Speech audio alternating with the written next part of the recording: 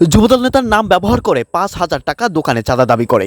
১৭ বছর কোথায় ছিলেন বলতেই এক পর্যায়ে দোকানদারের সাথে বাগবিতণ্ডায় জড়িয়ে যায় এই চাঁদাবাজ। মুহূর্তেই সংঘবদ্ধভাবে দোকান ভাঙচুর করারও অভিযোগ ওঠে।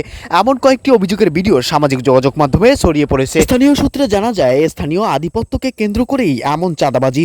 কখনো দোকানে, আবার কখনো বিভিন্ন ব্যবসা প্রতিষ্ঠানে এভাবে প্রকাশ্যে চাওয়া হয় চাঁদার টাকা। দিতে অস্বীকার করলে এক পর্যায়ে ভাঙচুর এবং দেওয়া হয় প্রাণনাশের হুমকি ছাড়াও নানা ভয়ভীতি। গতকাল ভোলায় সংঘবদ্ধভাবে যুবদল নেতার নাম ব্যবহার করে চাওয়া হয় মোটা অঙ্কের চাঁদার টাকা।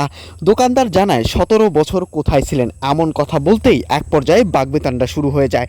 তার পরক্ষণে দোকান ভাঙচুর করারও অভিযোগ ওঠে।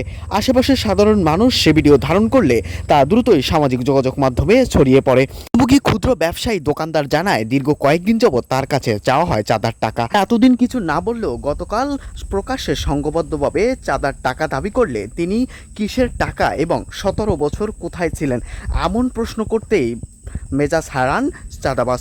পরক্ষণে এক পর্যায়ে বাগবিতণ্ডায় জড়িয়ে পড়ে এই দোকানদারের সাথে।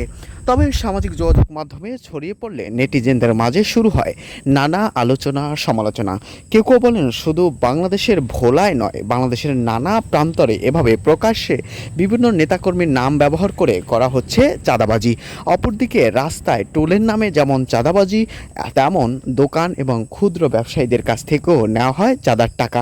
তবে বাংলাদেশের বর্তমানে দ্রব্যমূল্য এবং বিভিন্ন পণ্যের উচ্চ দাম যাতে আকাশ ছোঁয়া, সেখানে মানুষ চলাচল বা মানুষের জীবনযাত্রার মান যেখানে খুবই হালকা, সেখানে এমন কর্মকাণ্ড সচেতনতা দরকার।